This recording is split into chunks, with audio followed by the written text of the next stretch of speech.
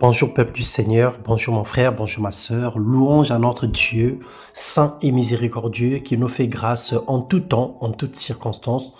Lui qui est le maître de temps, lui qui est le maître de notre vie, lui qui nous a aimés le premier et qui combat pour nous les combats visibles et invisibles. Bienvenue dans ce partage quotidien. Ce matin, nous parlerons de l'adoration. Où et comment adorer notre Dieu?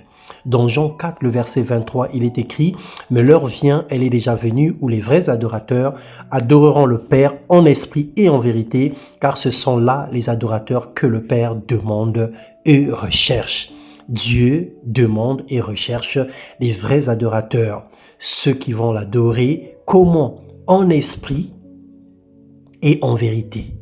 Et ceux qui vont l'adorer où? Dans leur cœur et dans la présence de Dieu.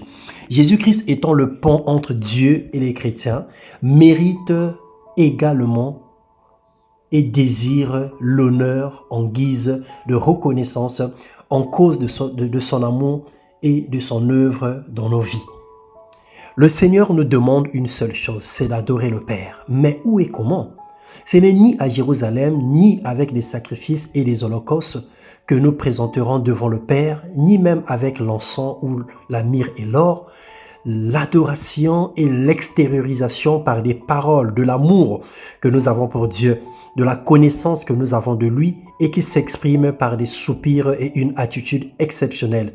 Modifions même notre aspect physique. Ça veut dire que lorsque nous adorons le Seigneur, nous voyons au travers de cette connexion, comment est-ce que notre apparence se déforme, notre visage se froisse parce que nous sentons une présence exceptionnelle. Le Seigneur dit, quand ce peuple s'approche de moi, il m'honore de la bouche et des lèvres, mais son cœur est éloigné de moi et la crainte qu'il a de moi n'est que précepte, tradition humaine. Ésaïe 29, 13 et Matthieu 15, 8. Le véritable lieu d'adoration ne se trouve pas dans la matière, mais bien en esprit par la foi, en se mettant en communion avec Dieu.